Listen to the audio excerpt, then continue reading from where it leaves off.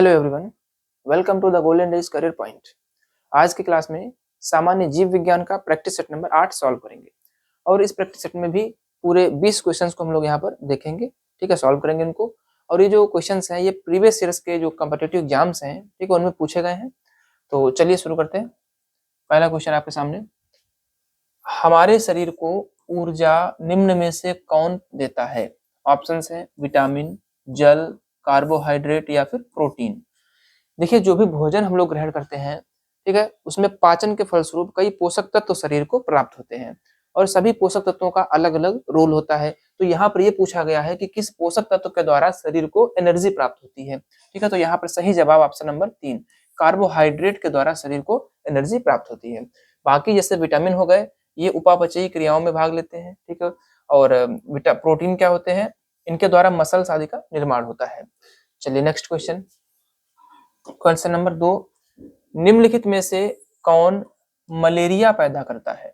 इसमें पूछा गया है मलेरिया का कारक। ठीक है, मलेरिया रोग किसकी वजह से होता है? ऑप्शन है कीट, बैक्टीरिया, प्रोटोजोआ या फिर वायरस। अब देखिए, मलेरिया के अगर वाहक की बात की जाए, मतलब फैलाता कौन है, इसकी बात की जाए तो मच्छर। कौन सा मच्छर? मादा एनाफिलीज मच्छर के द्वारा मलेरिया फैलता है। लेकिन अगर उसके कारक की बात की जाए, मतलब रोग उत्पन्न कैसे होता है, तो उसके लिए जिम्मेदार होता है, ऑप्शन नंबर 3 में लिखा है प्रोटोजोआ। ठीक है, कौन सा प्रोटोजोआ होता है? प्लाज्मोडियम होता है। ठीक है, प्लाज्मोडियम, प्लाज्मोडियम परजीवी। यह क्या होता है? यह मच्छर में, कौन सा मच्छर? मादा एनाफिलीज मच्छर इसका वाहक होता है। ठीक है, मतलब यह मच्छर जब किसी व्यक्ति को काटता है तो उस मच्छर के शरीर में पहले से ही मौजूद प्लाज्मोडियम कहाँ पहुंच जाता है? उस व्यक्ति के शरीर में पहुंच जाता है और फिर मलेरिया रोग उत्पन्न होता है इस प्रकार से। ठीक है, चलिए नेक्स्ट क्वेश्चन, क्वेश्चन नंबर 3, नाइट्रोजनी आहार कौन सा है? ठीक है, अब देखिए ऑप्शंस दे रखे हैं, कार्बोहाइड्रेट, लिपिड, प्रोटीन या फिर लवण। नाइट्रोजनी आहार क्या होते हैं? जिनमें नाइट्रोजन उपस्थित हो। नाइट्रोजनी को इंग्लिश में क्या बोलेंगे? नाइट्रोजनस। और आहार का मतलब फूड हो गया, नाइट्रोजनस फूड, मतलब जिनमें नाइट्रोजन की उपस्थिति हो। कौन से होते हैं? कार्बोहाइड्रेट होता है, लिपिड होता है या फिर प्रोटीन या लवण। देखिए, इनमें ऑप्शन में से जो प्रोटीन है, प्रोटीन क्या होती है? इसकी इकाई अमीनो अम्ल होते हैं। प्रोटीन की इकाई क्या होते हैं? अमीनो अम्ल होते हैं। ठीक है, अमीनो अम्ल, अमीनो अम्ल जिसको इंग्लिश में अमीनो एसिड भी बोल देते हैं। ठीक है, अमीनो एसिड की वजह से प्रोटीन में नाइट्रोजन की उपस्थिति होती है, इसलिए यहाँ पर ऑप्शन नंबर 3 सही जवाब हो जाएगा। नाइट्रोजनी आहार कौन सा है? प्रोटीन है। चलिए next question number 4, motor car के धुएं से मानसिक रोग पैदा करने वाला प्रदूषक कौन सा है? ठीक है, प्रदूषक। अब देखिए, जो भी व्हीकल्स होते हैं, वाहन होते हैं, उनके इंजन में जो ईंधन का दहन होता है, उसके फलस्वरूप कई प्रकार के प्रदूषक निकलते हैं, जिनमें कुछ गैसेस भी होती हैं और ठोस पदार्थ भी होते हैं। ठोस का मतलब यहाँ पर महीन कण होते हैं। ठीक है, उन्हीं में से एक होता है, ऑप्शन नंबर 1 में लिखा है शीशा, जिसको कि हम लोग प्रतीक इसका पीबी होता है और उसको लेड भी बोलते हैं। यह भी उन प्रदूषकों में शामिल होता है। और यह प्रदूषक धूल के कण और वायु के साथ में जब हम लोग श्वास लेते हैं, ठीक है, तो फेफड़ों में पहुंच जाता है और वहां से ब्लड सर्कुलेशन में पहुंच करके और मानसिक रोग उत्पन्न करता है। ठीक है, शीशा। तो इसमें ऑप्शन नंबर 1 सही जवाब हो जाएगा। अगला क्वेश्चन देखते हैं, क्वेश्चन नंबर 5, हाइपरटेंशन शब्द किसके लिए प्रयोग किया जाता है? ऑप्शन है हृदय की गति तेज होने के लिए, हृदय की गति धीमी होने के लिए, रक्तचाप के घटने के लिए या फिर रक्तचाप बढ़ने के लिए। अब पहले शब्द को समझते हैं, हाइपरटेंशन। हाइपर का मतलब होता है अधिक हो जाना, टेंशन यहाँ पर तनाव से भी समझ सकते हैं। तो हाइपरटेंशन का मतलब होता है ऑप्शन नंबर 4, यहाँ पर सही जवाब रक्तचाप बढ़ने के लिए। सामान्य रक्तचाप की बात की जाए, ब्लड प्रेशर की बात की जाए, तो जो निम्न दाब होता है वो कितना होता है? 80 होता है। आगे Hg मतलब पारे पे नापा जाता है, और जो मैक्सिमम होता है वह 120। ठीक, Hg पारे का। तो अब होता क्या है, जब ये निम्न वाला जो दाब होता है, अगर यह 90 के ऊपर निकल जाए, मतलब 90 से अधिक हो जाए, और जो मैक्सिमम वाला होता है वह 140 से ऊपर निकल जाए, तब इस अवस्था में कहा जाता है कि ब्लड प्रेशर ज्यादा हो गया, अधिक हो गया है। ठीक है, इसी स्थिति को क्या बोल देते हैं? हाइपर टेंशन बोल देते हैं। अगला एक और देखेंगे, यहाँ पर शब्द हाइपर की जगह पर अगर हम लोग हाइपो लिखें, ठीक है, हाइपर की जगह पर अब अगर हाइपोटेंशन शब्द कहें, तो यह जो होता है यह रक्तचाप घटने के लिए प्रयोग किया जाता है, क्योंकि हाइपर का मतलब होता है ज्यादा और हाइपो का मतलब होता है कम। ठीक है, जब रक्तचाप घट जाए उसके लिए हाइपोटेंशन, और रक्तचाप बढ़ जाए तब hypertension. Next question, question number 6, निम्नलिखित में से विटामिन ई का अच्छा स्रोत कौन सा है? विटामिन ई के अगर रासायनिक नाम की बात करें तो क्या होता है? टोकोफेरॉल। ठीक है,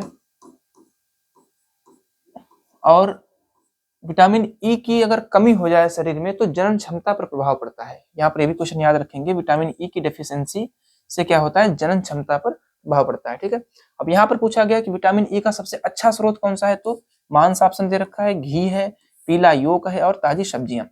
ठीक है, तो यहाँ पर जो हरी ताजी पत्तेदार सब्जियां जो होती हैं उनमें विटामिन ई सबसे ज्यादा पाया जाता है। ऑप्शन नंबर 4 बिल्कुल सही जवाब होगा। अगला क्वेश्चन देखते हैं, नंबर 7, उस विटामिन का नाम बताइए जो किसी भी मांसाहारी भोजन में नहीं मिलता। ठीक है, ऑप्शन है vitamin B12, vitamin C, vitamin D और विटामिन के। ठीक, तो अब देखिए यहाँ पर क्या है, विटामिन सी, यहाँ पर सही जवाब होगा ऑप्शन नंबर 2। विटामिन सी एक ऐसा विटामिन है जो खट्टे फलों, ठीक, किससे? खट्टे फल, जैसे जैसे संतरा हो गया, ठीक, मौसम्बी है, नींबू है आदि से प्राप्त होता है। इसके अलावा यह अंकुरित अनाज से भी मिलता है। अंकुरित अनाज में जो उसके अंकुर होते हैं उनमें, ठीक है, अंकुरित अनाज कह सकते हैं। ठीक, तो विटामिन सी का स्रोत क्या है? खट्टे फल, अंकुरित अनाज आदि। तो यहाँ पर बाकी जो विटामिन है वो तो मिल जाएंगी भोजन से, किसी प्रकार के भोजन में शामिल होंगी, लेकिन विटामिन सी के लिए खट्टे फल आवश्यक होते हैं। ठीक है, तो यहाँ पर क्वेश्चन क्या था? मांसाहारी भोजन में नहीं मिलता है, क्या नहीं मिलता है? Vitamin C. Next question number 8, मानव शरीर का सबसे बड़ा अंग कौन सा है? ऑप्शन है हृदय, मस्तिष्क, यकृत या फिर गुर्दा। अब देखिए, अगर मनुष्य के शरीर के आंतरिक अंगों की बात की जाए तो सबसे बड़ा अंग कौन सा है? ऑप्शन नंबर 3 में यकृत। ठीक है, इसको हम लोग लीवर बोलते हैं इंग्लिश में। ठीक है, और इसका एक अन्य नाम जिगर भी होता है। ठीक है, यह सबसे बड़ा अंग होता है, सबसे बड़ी ग्रंथि भी लिवर ही होती है। तो सही जवाब ऑप्शन नंबर 3 हो जाएगा। यकृत के बारे में थोड़ा सा और जान लेंगे। यकृत को शरीर का पावर हाउस कहा जाता है, शरीर का पावर हाउस। ठीक है, ऐसा क्यों कहा जाता है? क्योंकि भोजन ग्रहण करने के पश्चात जो ग्लूकोज मिलता है, ठीक है, उसमें एक प्रक्रिया होती है ग्लाइकोजेनेसिस। ग्लाइकोजेनेसिस की प्रक्रिया के द्वारा ग्लूकोज को ग्लाइकोजन में बदलकर लिवर में संचित हो जाता है, और आवश्यकता पड़ने पर, मतलब जब भी शरीर को ऊर्जा की आवश्यकता होती है तो यही ग्लाइकोजन फिर से ग्लाइकोजेनेसिस की प्रक्रिया के द्वारा ग्लूकोज में परिवर्तित होकर के शरीर को ऊर्जा प्रदान कर देता है। इसलिए इसको शरीर का पावर हाउस बोला जाता है। ठीक है, बाकी लिवर में पित्त रस भी बनता है और जो स्रावित होता है और इकट्ठा होता है किसमें? पित्ताशय में। यह फैट मतलब वसा के पाचन में सहायता करता है। ठीक है, तो कई काम है यकृत के। चलिए, तो अगला क्वेश्चन देखते हैं। हाँ, एक बात और याद रखेंगे, शरीर का पावर हाउस कौन है? यकृत है। ठीक है, लेकिन अगर पूछा जाए कोशिका का पावर हाउस किसे कहा जाता है, तो वह माइटोकॉन्ड्रिया होगा। यहाँ पर कंफ्यूजन मत करना। ठीक है, कंफ्यूज मत होना। शरीर का पावर हाउस लिवर है, जबकि एक कोशिका का पावर हाउस क्या है? माइटोकॉन्ड्रिया है। नेक्स्ट क्वेश्चन नंबर 9, बीसीजी का टीका मतलब बीसीजी वैक्सीन जो होती है किस रोग से छुटकारा पाने के लिए लगाई जाती है? ऑप्शन है चेचक, क्षय रोग या फिर ट्यूबरकुलोसिस, तीसरा है मलेरिया से या फिर डिप्थीरिया से। तो इसका सही जवाब ऑप्शन नंबर 2, क्षय रोग या फिर ट्यूबरकुलोसिस, जो कि माइकोबैक्टीरियम ट्यूबरकुलोसिस नामक बैक्टीरिया से फैलता है। इसे शॉर्ट में टीबी भी बोल दिया जाता है। ठीक, और इसका नाम क्या होता है? यक्ष्मा भी बोलते हैं इसको, और नाम क्या होता है इसका? तपेदिक। ठीक है, तपेदिक भी बोलते हैं। ठीक है, इंग्लिश में इसको पर्ल डिजीज भी बोल देते हैं, पर्ल डिजीज। ठीक है, इस तरीके से इसके कई नाम है। तो क्षय रोग या फिर टीबी से बचाने के लिए बीसीजी का टीका लगाया जाता है। नेक्स्ट क्वेश्चन नंबर 10, निम्नलिखित में से किसको ऊर्जा प्राप्त, अच्छा किससे, निम्नलिखित में से किससे ऊर्जा प्राप्त नहीं होती है? ऑप्शन है कार्बोहाइड्रेट, प्रोटीन, विटामिन या फिर वसा। ठीक है, अब देखिए जितने पोषक तत्व हैं इनमें से ऊर्जा कौन कौन से प्रदान करवाते हैं? कार्बोहाइड्रेट से भी ऊर्जा प्रदान होती है, प्राप्त होती है शरीर को, प्रोटीन से भी ऊर्जा प्राप्त होती है, वसा से भी ऊर्जा प्राप्त होती है, लेकिन विटामिन से ऊर्जा नहीं प्राप्त होती है। विटामिन सिर्फ उपापचयी जो क्रियाएं होती हैं, ठीक, उनको क्रियान्वित करते हैं, उनमें उनको सुचारू रूप से चलने के लिए विटामिन आवश्यक होते हैं। ठीक है, इनकी डिफिशियंसी से कई रोग हो जाते हैं। तो यहाँ पर विटामिन जो होता है शरीर को ऊर्जा नहीं प्रदान करता है, बाकी जो ऑप्शन है सभी ऊर्जा प्रदान करते हैं। नेक्स्ट क्वेश्चन नंबर 11, ट्रेकोमा रोग किस अंग से संबंधित रोग है? रोग का नाम क्या है? ट्रेकोमा। ठीक है, ट्रेकोमा रोग किस अंग से संबंधित रोग है? ऑप्शन है दांत, नाक, आंख या फिर कान।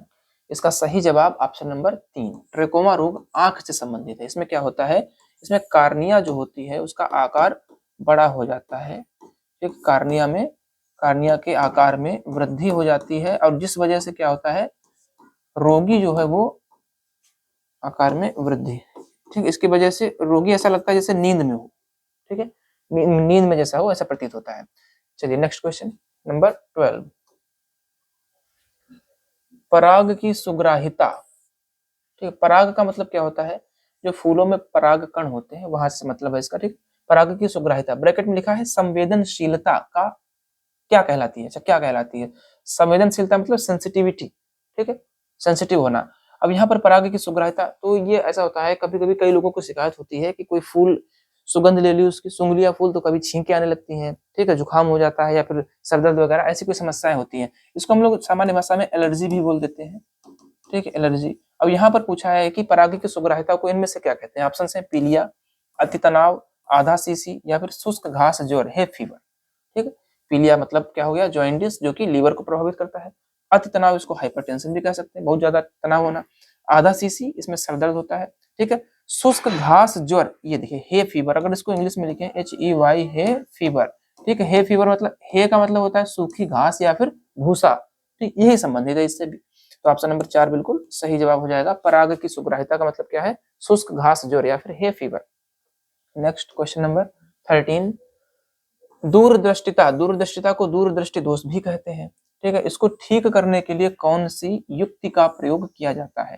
देखिए, दूरदृष्टि दोष में क्या होता है, दूर की वस्तुएं स्पष्ट दिखाई पड़ती हैं लेकिन निकट की वस्तुएं स्पष्ट नहीं दिखाई पड़ती हैं। ठीक है, अब दूरदृष्टि दोष को दूर करने के लिए क्या कौन सा लेंस प्रयोग करेंगे? ऑप्शन है अवतल लेंस, उत्तल लेंस, गोल लेंस, उत्तलावतल लेंस। इसमें सही जवाब ऑप्शन नंबर 2, दूरदृष्टि दोष को दूर करने के लिए उत्तल लेंस का प्रयोग किया जाता है, जबकि निकट दृष्टि दोष के निवारण के लिए अवतल लेंस का प्रयोग किया जाता है। ठीक है, नेक्स्ट क्वेश्चन नंबर 14, वह विटामिन जो बहुत अस्थायी है, अस्थायी का मतलब टेम्पोरेरी है, और पकाते समय तथा भंडारण करने पर आसानी से नष्ट हो जाता है। ठीक है, ऑप्शंस हैं vitamin D, vitamin C, vitamin B6 या फिर विटामिन के। ठीक है, यहाँ पर पूछा है ऐसी कौन सी विटामिन है जिसको कुकिंग करते समय, खाना पकाते समय या फिर अगर उसका स्टोरेज करेंगे लंबे समय के लिए तो वो नष्ट हो जाती है। ठीक है, यहाँ पर सही जवाब हो जाएगा option number 2, vitamin C. Vitamin C जो होती है ज्यादा हीट करने से या फिर उसको लंबे समय तक रख दें तो वो नष्ट हो जाती है। ठीक है, नेक्स्ट क्वेश्चन, विटामिन सी का रासायनिक नाम क्या है? एस्कॉर्बिक एसिड, ये भी ध्यान रखेंगे। ठीक है, विटामिन सी का रासायनिक नाम एस्कॉर्बिक एसिड। ठीक है, विटामिन सी की कमी से स्कर्वी रोग हो जाता है। चलिए अब देखते हैं नेक्स्ट क्वेश्चन नंबर 15, मानव शरीर में मुख्य नाइट्रोजनीय अपशिष्ट, नाइट्रोजनीय अपशिष्ट मतलब नाइट्रोजीनस वेस्ट, ठीक है, कौन सा होता है? मानव शरीर में मुख्य नाइट्रोजनीय अपशिष्ट कौन सा होता है? मतलब शरीर में जो भी उपापचयी क्रियाएं होती हैं, पाचन वगैरह, ठीक है, इनके फलस्वरूप कई पदार्थ बनते हैं, अपशिष्ट पदार्थ। उनमें से पूछा है कि नाइट्रोजन किसमें होती है, मुख्य नाइट्रोजनीय कौन सा होता है? यूरिया, अमोनिया, यूरिक एसिड या फिर अमोनियम नाइट्रेट। यहाँ पर सही जवाब ऑप्शन नंबर 1 हो जाएगा, यूरिया, क्योंकि ये जो बाकी ऑप्शन है अमोनिया वगैरह इनसे संश्लेषित होकर के यूरिया ही बनती है। ठीक है, तो यूरिया क्या करी जाती है लास्ट में, शरीर से मूत्र के माध्यम से उत्सर्जित कर दी जाती है, यूरिन के माध्यम से। ठीक है, तो सही जवाब क्या हो जाएगा ऑप्शन नंबर 1। अगर यूरिया के रासायनिक सूत्र की बात करें तो क्या होता है, CH2NH, नहीं एक मिनट रुकिए, CH2 नहीं होता है, NH2 होता है, NH2, ठीक है, CONH2, ठीक, NH2 या फिर इसको ऐसे भी लिख सकते हैं हम लोग, NH2 का होल ट्वाइस और CO। ठीक है, प्रयोगशाला में सबसे पहले बनने वाला रसायन यही था। चलिए नेक्स्ट क्वेश्चन नंबर 16, खाली उदर की श्लेष्मल अस्तर में पाए जाने वाले वलन क्या है? अब देखिए यहाँ पर जो लिखा है उदर, उदर का मतलब क्या है? स्टमक। ठीक है, पेट मतलब आमाशय। ठीक है, आमाशय। अब यहाँ पर क्या कहा इन्होंने कि आमाशय में जो श्लेष्मल अस्तर ठीक, मतलब जो अंदरूनी परत जो होती है, ठीक है, उसमें पाए जाने वाले वलन, वलन का मतलब होता है फोल्ड्स, ठीक है, फोल्ड्स, ये क्या कहलाते हैं? आमाशय में वलन मतलब फोल्ड्स होते हैं और इनमें क्रमानुकुंचन जो होता है इसकी वजह से भोजन आगे बढ़ता है। ठीक है, अब पूछा इसमें क्या है कि इस स्तर को क्या बोलते हैं? ऑप्शन है टाइफ्लोसोल, ठीक है, एरियोली या फिर रोगई या फिर विली। इसमें सही जवाब हो जाएगा ऑप्शन नंबर 3। इसको बोलते हैं, इन फोल्ड्स को क्या बोलते हैं? रुगई बोलते हैं। नेक्स्ट क्वेश्चन नंबर 17, प्लूरा किसका आवरण है? देखिए प्लूरा क्या है, यह एक बहुत ही पतली झिल्ली होती है, ठीक है, झिल्ली होती है और ये ऑप्शन दे रखे हैं, पूछ रहे हैं किसका आवरण है? फुफ्फुस का, यकृत का, वृक्क का या फिर हृदय का। इसमें सही जवाब हो जाएगा ऑप्शन नंबर 1। फुफ्फुस का मतलब होता है फेफड़े, ठीक है, फेफड़े के बाहरी मतलब बाहर से एक आवरण होता है, फेफड़े को ढके रहता है एक झिल्ली, उसी को बोलते हैं क्या? प्लूरा। ठीक, तो फेफड़ा आएगा, सही हो जाएगा। नेक्स्ट क्वेश्चन नंबर 18, ग्लूकोज किसका एक प्रकार है? ठीक है, ऑप्शन है पेंटोज शर्करा का, हेक्सोज शर्करा का, टेट्रोज शर्करा का या फिर डाइओज शर्करा का। अब यहाँ पर देखिए ग्लूकोज का अगर फार्मूले की बात करें तो क्या होता है? कार्बन के 6 अणु C6H12 और O6, ठीक है। अब यहाँ पर कार्बन के कितने अणु है? 6 हैं, तो यहाँ पर हेक्सोज शर्करा उपस्थित होती है। ग्लूकोज में क्या होती है? हेक्सोज शर्करा।